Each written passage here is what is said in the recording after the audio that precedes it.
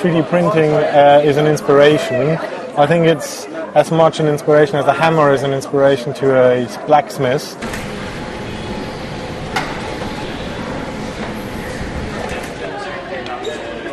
I don't see 3D printing bikes replacing the current bikes anytime soon, but it definitely opens up your eyes as to what can be done, and I certainly believe that there'll be more 3D printed parts on bikes in the near future.